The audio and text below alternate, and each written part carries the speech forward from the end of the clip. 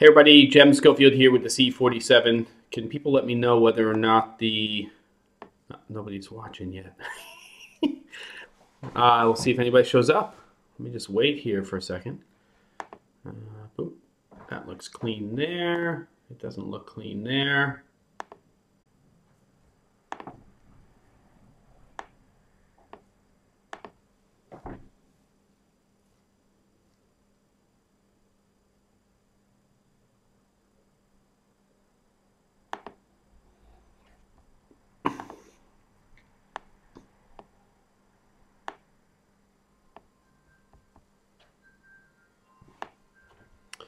Boy, am I still getting used to this whole live streaming thing. So, let's see if I've got a feed here, which I do. That's good. Somebody's watching. That, I guess, is good. And I can see my live chat here. That's good. Okay. Hey everybody, Jem Schofield here with the C47. And this is my second official live stream. Part of the reason I'm doing this is for testing for a new show that's going to launch in the next 2 or 3 weeks. We're getting Koji Advance is a plug-in mat for working with various footage in both Premiere Pro and also Final Cut Pro 10. So it's made by a company called Crumple Pop. It's kind of separately branded. And I use it quite a bit because I'm not a colorist, and I use other things as well to work with log footage and just footage in general from camera systems, but it's a pretty good plugin, which I like a lot, which emulates film stocks, basically Kodak stocks. So essentially it's a glorified LUT workflow application that seems to work well with a lot of stuff. So hopefully that answered that question. Similar to Film Convert, it's not as deep as Film Convert. It doesn't go down the rabbit hole as much as that solution does.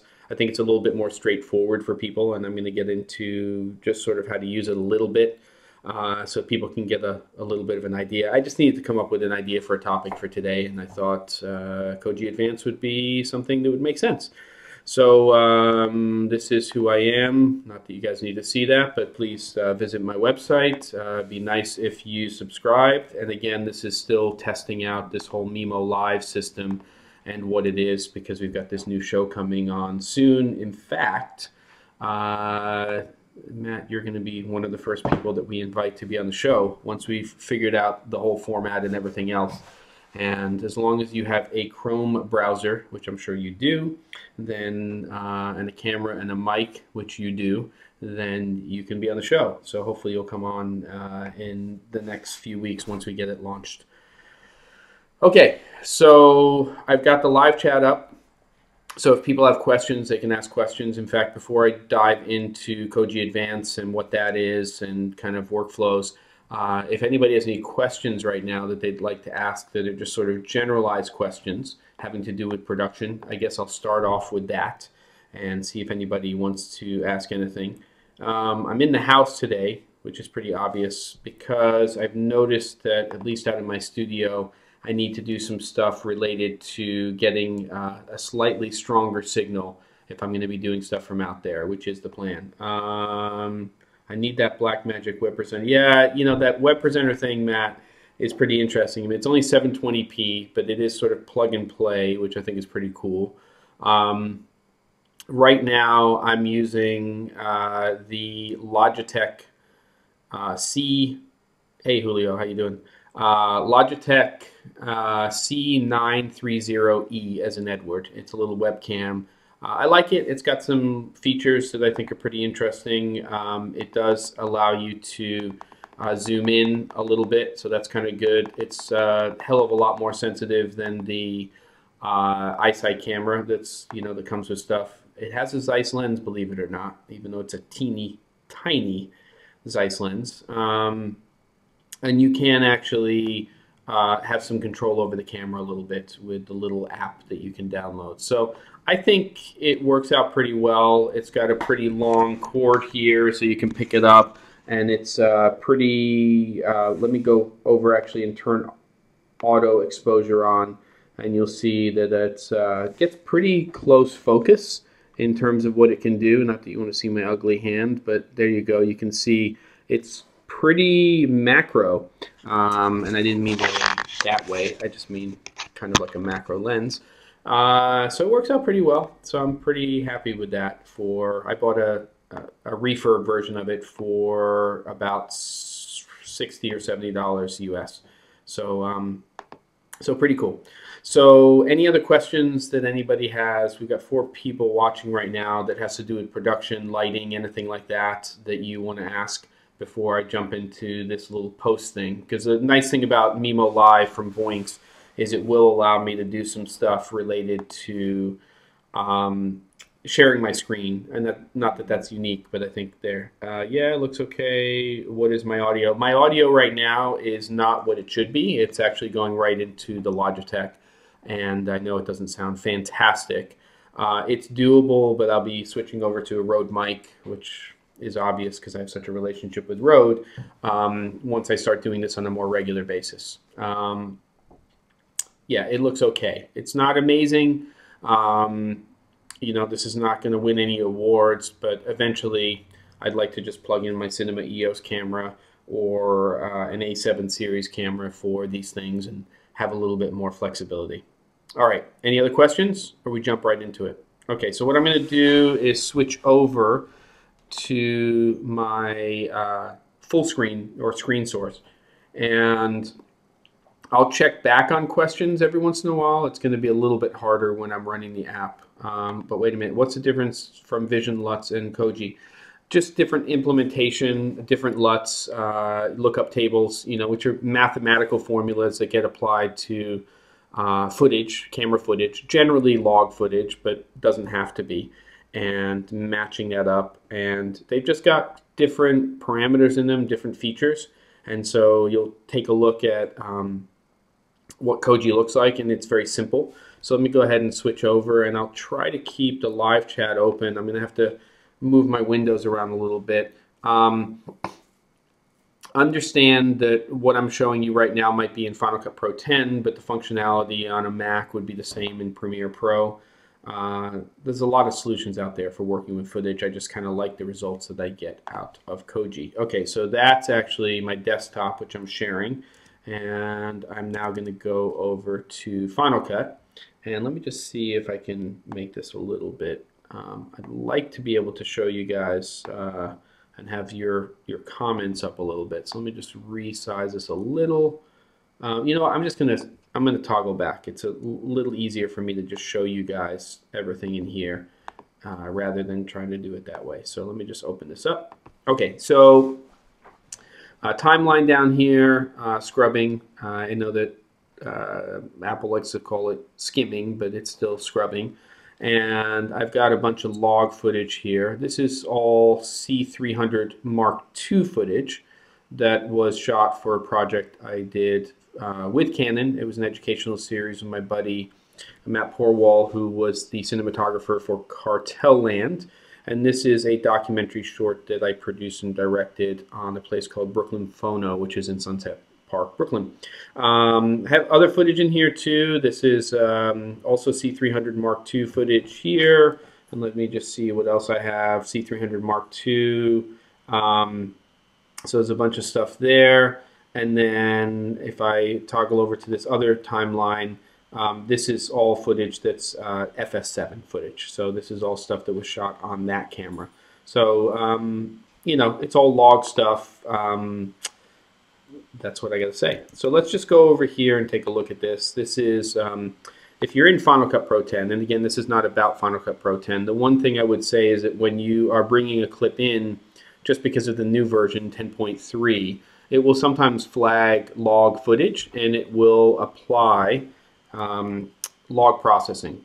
And the first thing that I would do is not do that, because if I said let's choose Canon Log 2 Cinema Gamut and I applied it, it's pretty aggressive in terms of the way it applies that essentially LUT built in, and I don't, at least so far, like the results that I'm getting So that's Canon Log 2, Cinema Gamut, applying the log processing. Let me just step out and I'll go to that other timeline. And again, I'll just choose some footage here that is FS7, which was shot, that was shot S-Log3, S-Gamut 3.cine, and I'll apply essentially their LUT, the built-in one for Final Cut Pro 10. And again, I don't really dig it, so I'm just going to say none. Step out of there, go back to that other timeline, and essentially do the same thing. Just turn off the log processing. But I have found that at times that what it will do is it will automatically apply that LUT. So you want to check that out if you are on Final Cut Pro 10. I don't see any other questions yet, so that's fine. And it does seem like you guys are seeing my desktop, so that's good. Any other questions right now before I switch back to just showing you guys this plugin? Yes, no? Good. Okay, so let's go ahead and continue. And this will be archived, by the way, so people can watch this later on. So I've got this clip here, no log processing applied to it. And let's just 86 the scopes for a second here and just kind of have a little bit more, you know, kind of on the image itself. You can see here this was shot in UHD, so this is a 3840 by 2160. And basically, let's just go ahead and apply this thing. So I'm going to go over and go into essentially my filters. And I'm going to scroll down, and I've got a lot of stuff in here, a lot of libraries, and a lot of different LUT-based applications. But I'm going to go ahead, and yes, that does say ramen. That's a long story. And I'm going to go ahead and apply Koji Advance and apply that to the clip. So it's loading that up, and as you would expect with a plugin like this, when you apply it, it's not doing anything initially. You have to kind of do stuff. If it was just a straight LUT, maybe, but that's not usually the way these work.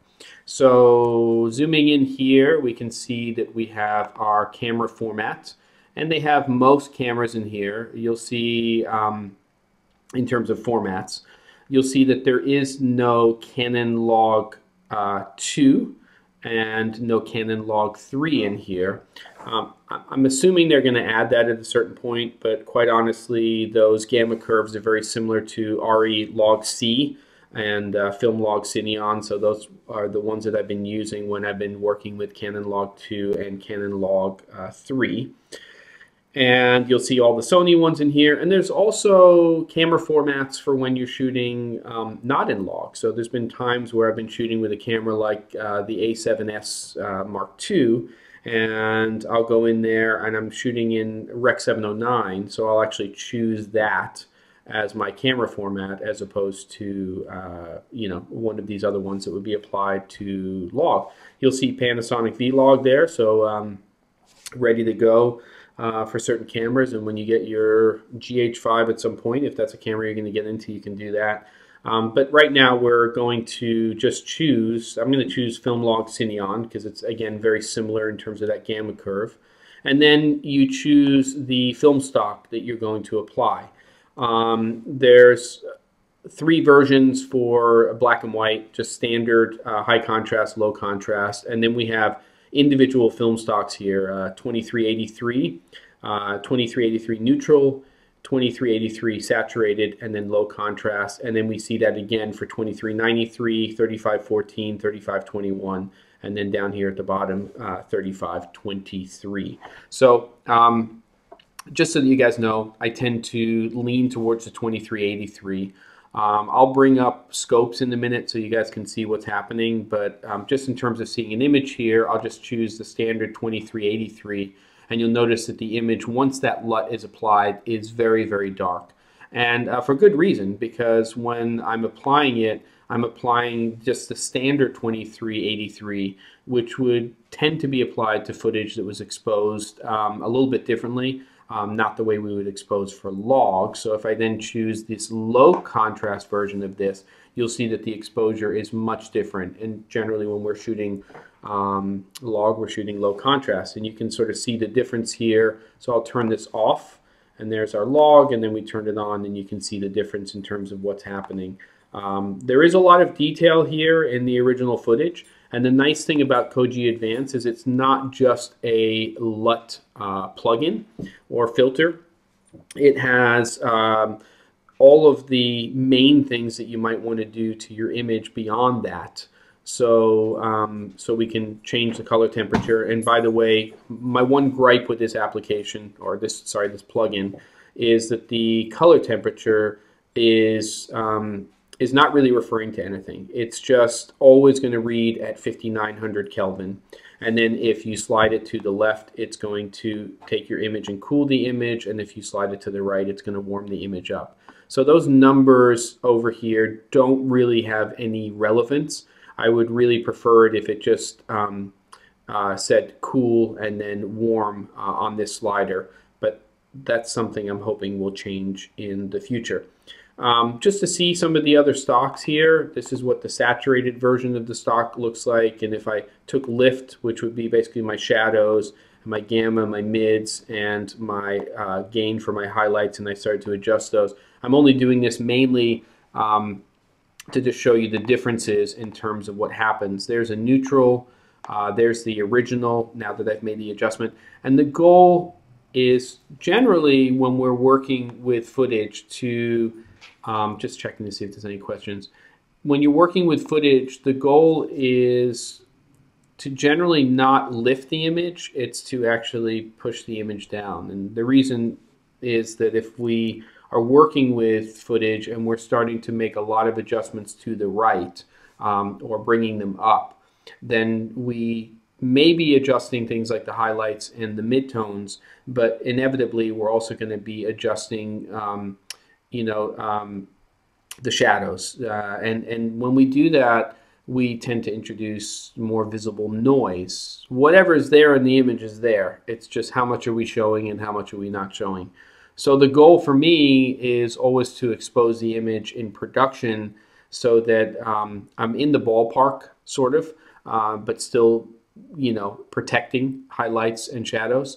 But at the same time, I would rather that I am adjusting, and let's just go back to the 2383 low contrast. I would rather I'm adjusting the image down than I am up, because again, it can introduce a lot more in terms of visible noise in the image when you're doing that. So hopefully that made sense to everybody.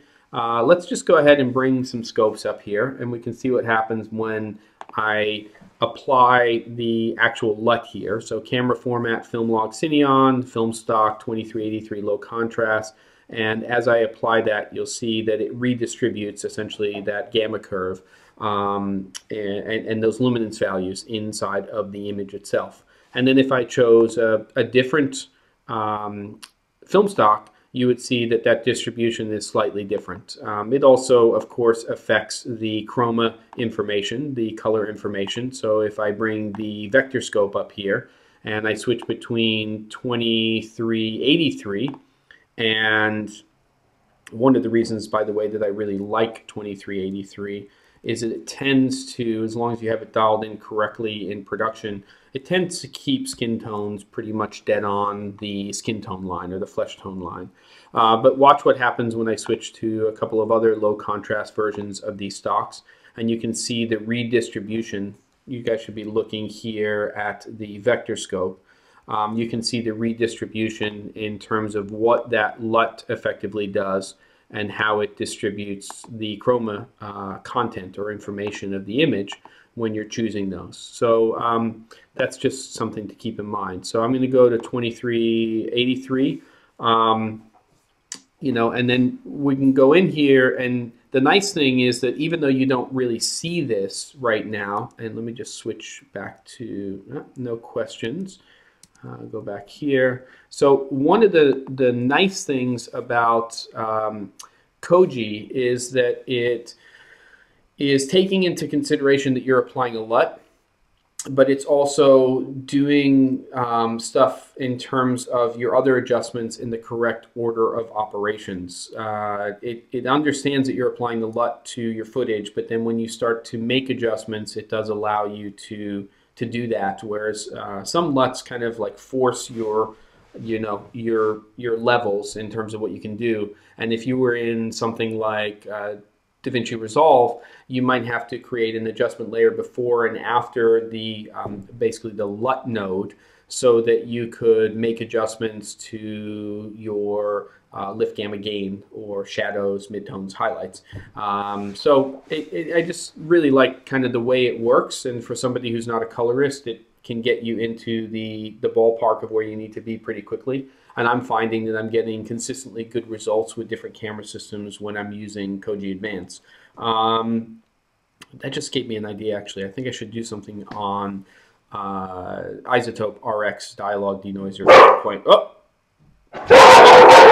Hold on. That's my dog. I'm in the house. That is incredibly loud. Hold on, guys. Hold on. Hey, come here. This is where live streams break down, and I'm going to have you come over here, honey. And so let me go back to let's go back to Final Cut and take a look at that. So I'm going to switch over, and I need you to shush. That's okay. We had a delivery, I think. And let's just go back here, and I'm going to go back up to I'm going to go back up to my footage so you guys can see that, and I can start to make adjustments in terms of where everything looks here, so you guys can see that. So lift, gamma, gain, and then what's nice about the plugin as well is we can do certain things. In fact, let's do a 2 up here, where you guys can see scopes 2 ways. We can see vector scope, and we can see the waveform monitor with luminance values. And I'm going to go in here, and I am going to not only adjust the image itself, and you can see that. For instance, over here in that window, if I wanted to take that gain down, I could pull it down, and then we can start to bring back a little bit about what's sitting outside of that window. Gamma has to come back up a little bit. You guys can basically see what's happening here. It's not rocket science, but I do like the simplicity of this. We have the ability to change the overall density of the image, which basically just lifts the entire image in terms of luminance values or decreases it, which I really like, because once you have things dialed in terms of your ratios, you can actually just make it a little more or a little less dense. And then saturation is self-explanatory. If I crank that all the way up, we're taking all of those chroma values and we are creating more saturation for them. And then if we decrease it, obviously we are pulling that out. So also nice to have. And then for me, what's also really nice here is just the ability to make adjustments in terms of red, cyan, green, magenta, blue, yellow. You can, in fact, add film grain into this. I'm generally not doing that. I'm pretty much embracing what these cameras are giving us and trying to work with that. Though if you are into that, which a lot of people are, then you have film stock and you can increase or decrease the contrast and saturation of that stock. You can even mix it to a certain percentage into your stuff. But let's just go ahead and say that I'm going to, for instance, let's just take my crop tool here, and I'll just show you guys something really quickly. I'm going to crop into skin tone, just as something that will show you guys something that maybe makes sense to you, maybe doesn't. Again, I'm not a colorist, so what I'm doing here sometimes it's just my way of getting to a particular place.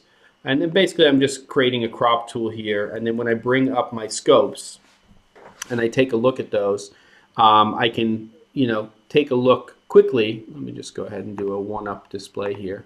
I can take a look quickly at where my skin tone line is, and it might be pushing a little bit green, it might be pushing a little bit red, magenta, or green, yellow, and I can go over here to the slider and I can make adjustments in terms of where that sits. So if I wanted to make it 1 magenta and make sure it was sitting on there, I could, and then go down here and uncrop that by resetting it. And that's really up to you in terms of whether or not you want to do that. Again, we're using this in Final Cut Pro 10. Oh, there might be some questions. Hey, Manchester, what's going on? Saudi Arabia, awesome. Any questions you guys have right now in terms of Koji Advance or anything related to using this. Yeah, anything you guys want to ask right now, because I'm taking a look at the feed over here. And that's sort of just a little overview. We can get, oh, by the way, let me just do one other thing. Bring back Final Cut here, and we'll take a look at a different application of that. So I'm going to go over to that other timeline where I have footage from the FS7, and we'll bring that up. And again, same process. Go over here, double click or drag Koji Advance onto that footage. In this case, in terms of my camera, I'm going to choose S-Log3 SCAM at 3.cine because that's the way I had it set up. And then we go ahead and we choose the film stock that we want to use. So there's 2383 low contrast. There's 2383 just standard. There's a neutral version of that. There's the saturated version of it. And it's just essentially a LUT. But here, again, it might look a little overexposed in terms of the image, but I would rather adjust the image down than I would adjust the image up. And of course, let me go back to that 2-up display where I'm taking a look at my luminance levels, and you go in there and you make your adjustments overall. So that's basically the way it works. I, again, find that consistently, for somebody who's not a colorist, that I can get footage that I'm working with to a place that I really like pretty quickly when I'm using this plugin, and it works really, really well. Let me just see if I have Koji. Yep, this is another example. There's Koji Advance off. This is some exterior stuff that we had shot in just daylight with a little bit of negative fill. And you can see the difference in terms of what we're getting with that footage. So a lot of control overall in terms of what we can do. I think that that's kind of the deal overall with showing you guys a little bit having to do with Koji Advance. Let me go ahead and flip over to my browser and see if there's any other questions. So what if my camera is not in the camera format menu? Koji, by the way, is basically a plugin for working with different types of camera and different types of camera footage. And I'm primarily using it for log footage, but it can be used for regular Rec 709 based footage as well. Wow, that sound's coming in. It's just, you know, it's not a replacement, but it is something that can work very, very well in both Final Cut Pro 10 and in Premiere Pro on a Mac.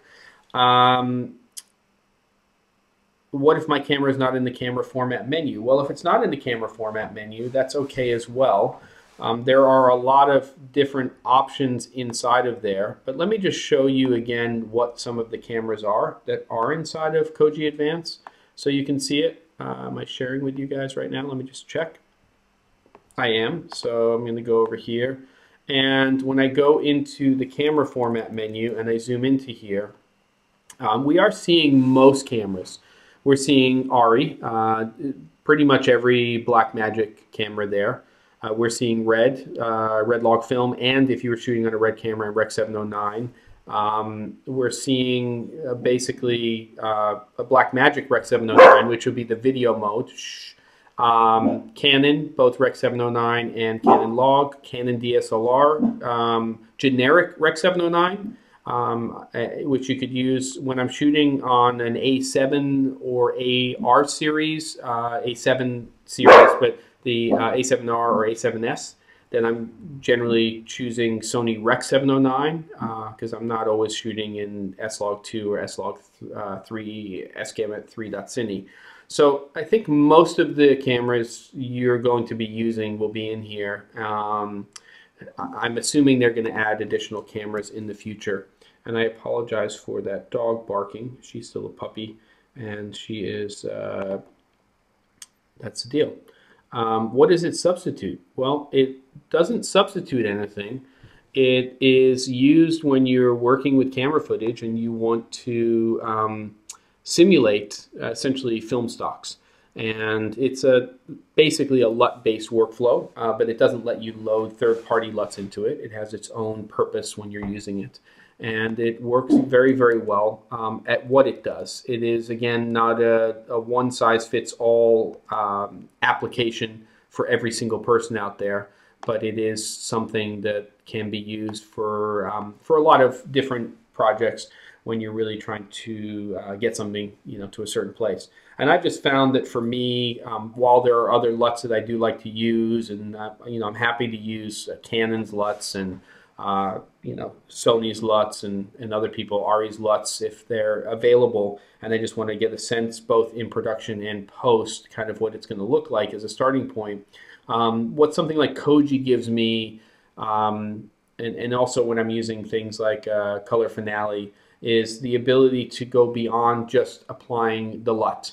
And I really, again, for the most part, just lean to that 2383 stock. I think it renders an image that I'm looking for most of the time, and it gets me to a place pretty quickly where I have sometimes more than usable footage. And again, not a replacement. In fact, the documentary short that I did, Brooklyn Phono, that was done.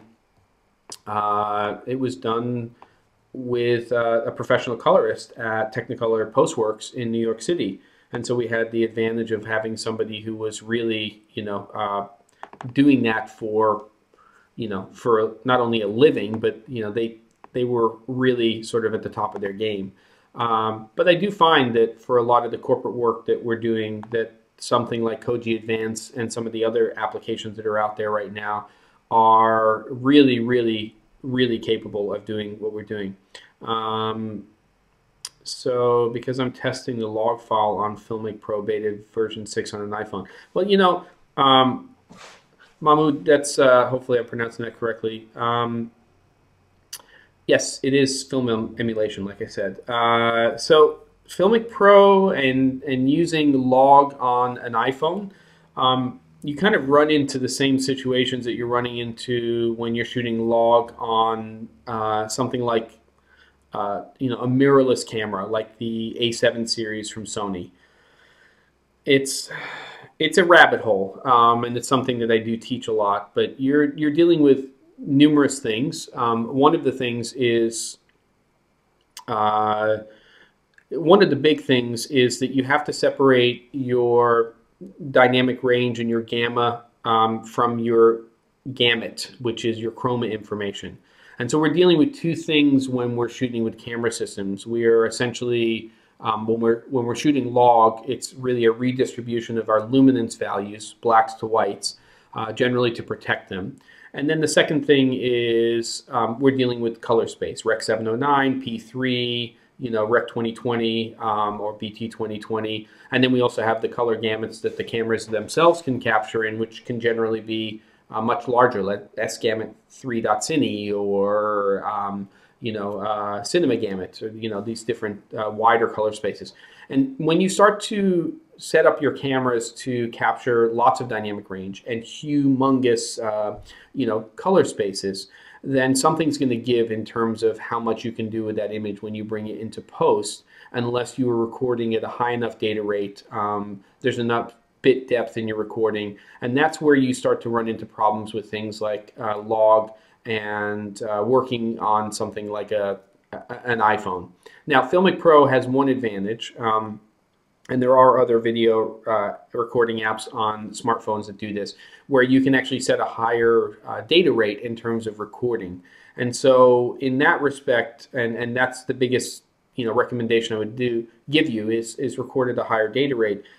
That's a good thing. But let's say, for instance, you're shooting on an A7S II, which is a very common mirrorless camera that people are shooting with. You can shoot S-Log3, you can shoot S-Gamut 3.cine in terms of the captured color space, but you can only capture that at a data rate of 100 megabits per second, which is a relatively low data rate. In fact, in HD, you can record at 50 megabits per second. When we go to UHD, basically 4 times the resolution, if you're only doubling the data rate, something's going to give. So how much of that data can you actually allocate to all of that dynamic range, number of stops that you're capturing, and also that huge color space. So one thing I would recommend on cameras like that would be, if you're going to shoot in log, don't necessarily shoot in the wider color space. Maybe go into your picture profiles and your settings and change that to a Rec 709 color space. Because again, you can only allocate so much to the amount of the amount that you're capturing. So that's really, really important. How does this compare to Film Convert? Film Convert's just a different application, a different implementation of something that I would say is not completely unlike Koji Advance, but it is a different way of going about it. And they just have a different way. Film Convert tends to be a little bit more expansive, more parameters, things like that. But I like Koji Advance a lot of the time because of the simplicity of it. I've got a lot of the tools on here. I mean, I've got a lot of different plugins and things that I'm using in my footage, and I'm trying different things on different projects. But I really do like Koji Advance, and I was just trying to think of a topic today that might be a little bit different for me to do, and I decided to do something on this. I think in the future I'm going to, again, do something on Isotope RX. You're welcome, Mahmoud, for hopefully me explaining that. So any other questions before we wrap this up? We're getting close to the 40-minute mark, and hopefully this thing is still recording. It seems to be. Any other questions before we wrap up this particular one? And I do think that I'm going to be doing at least one of these, not necessarily always posts with screencasting type of stuff every week. But like I said, we are coming out with a new show, a new weekly show, which will exist on this channel, but it will also exist on its own channel in the future. And I'm really excited about that. Definitely please do that thing, which is the subscribe. The more subscribers I have on the channel, the more time I can put into creating free educational content for you guys. Why is that? Well, quite honestly, the more subscribers and eyeballs I have, the more support I will get from the companies that I work with. The more support I get with the companies I work with, the easier it is for me to spend more of my time doing this. Also, please check out my main website, thec47.com. I have an entire equipment section there where I list the stuff that I'm using and stuff like that. Hopefully this was somewhat insightful to some of you out there and the other people who watch this later on once it's archived. Please leave comments. How is it with the GH4? It's fine with the GH4. You know, it should be totally fine with the GH4. I have to date not had a camera that I brought footage in from that I haven't been happy with in terms of how Koji Advance works. But you know, everybody's going to have a different feeling on that. This whole creative thing is very subjective. You like this whole sun coming in here? I need a flag right here to block this, and that's not going to happen right now. You know, something right there, maybe a road rag or something like that. So last call for questions. Anybody want to type anything in right now? I'm happy to answer it. And I think we're going down here. This episode's going black in about 30 seconds. Thank you very, very much for watching. We'll have another episode coming up for Monday, and it will either be a live stream or it'll be something I shoot over the weekend. In-laws are coming into town though, so I might just do a live stream on Monday and do something else and do a Q&A. And hey, now there's more people showing up. What's going on? Well, listen. Very shortly, this entire episode will be archived, so please check it out. I think there's some good stuff in here. Please also subscribe. Whoops, there we go. It flips the image. Do that.